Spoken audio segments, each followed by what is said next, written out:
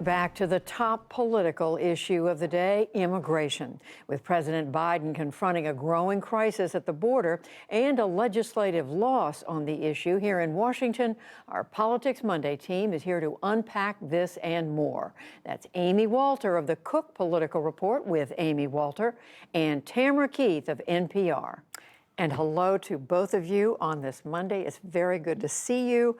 And Tam, as Yamiche was reporting at the top of the program, this border crisis that President Biden is facing is just one of another. It seems like every day there's another challenge in front of him. At this point, given these pictures that we are seeing of Haitian refugees on top of what we already know is going, what does it mean for him? This White House has been trying to thread a needle, and it is not an easy one to thread, and they keep discovering this again and again as every new border crisis breaks out or new variety of border crisis.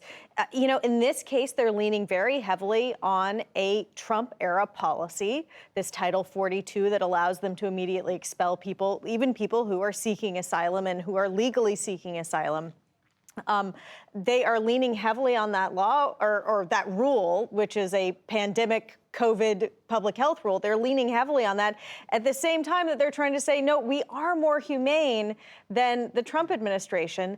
But when you have images like the ones that have been coming out of the Del Rio area and the, actually images of enforcement happening, it's not pretty, and they know it's not pretty, and it is a real challenge. And what is it? I mean, President, we're only 8 months into this presidency, but this, Amy, follows the situation in Afghanistan. Right.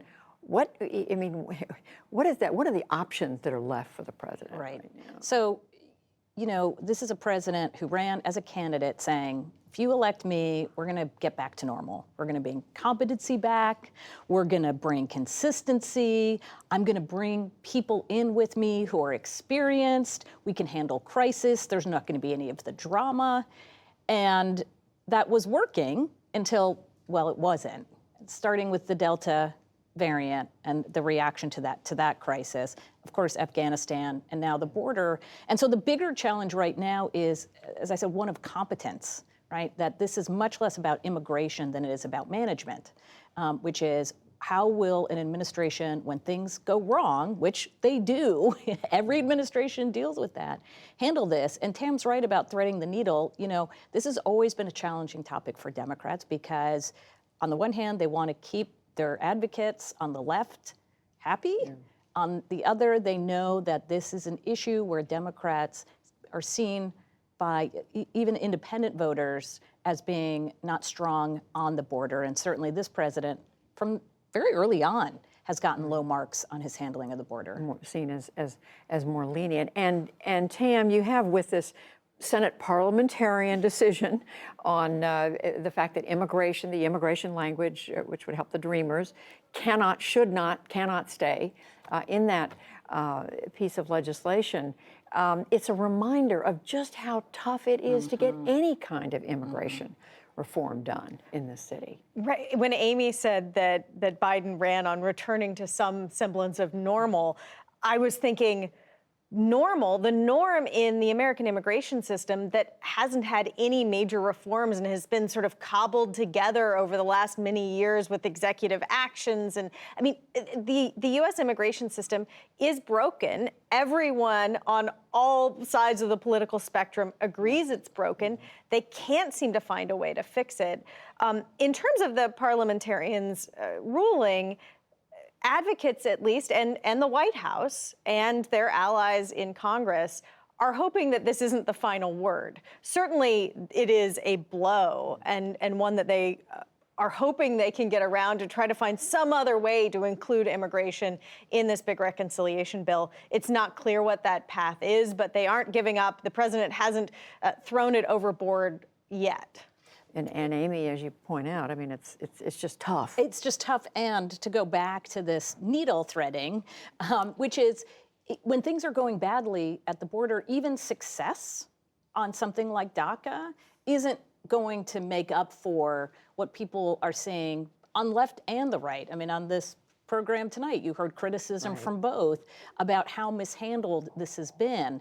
And so while the issue of DACA is, in a poll, very popular, it would get tremendous support among the American population. There's sympathy, there's empathy for these. There is, yeah. but that's not what people are focusing on right now. And this is where you get a credibility problem, right? You know, voters give you a little bit of time as a president. They don't get the honeymoons they used to, but they get a little bit of all right, we'll give you a little benefit of the doubt. That starts to go away if you're not living up to the expectations that they had for you or that you set. And again, we talked about this earlier, but setting of, we're going to be competent, we're going to be 180-degree different from the last person who sat in this office. And while there's no tweeting, and there's no there's no berating. Right. The other pieces are not coming together. And the clock is ticking. And the clock is you know, what have you done for us lately? Right. But I mean, Tam, we are reminded. I mean, speaking of what the parliamentarian was dealing with, this so-called reconciliation measure. Reconciliation is supposed to be about people coming together. There's not a lot of coming together over this, but what is at stake here? If this doesn't somehow get over the finish line for President Biden, what's at stake? Yeah, and I don't think that we would be on solid ground declaring it doomed at this point. There are lots of people, lots of Democrats in Congress who have very different ideas about what must be in it or what must not be in it. It's going to be up to the president and the speaker and the majority leader to figure out how to balance those equities, and it seems like a mighty challenge. But this is the key to the Biden agenda. This is the Biden presidency. So much is resting on this piece of legislation and the smaller infrastructure-only roads and bridges broadband measure. You get 20 seconds of wisdom.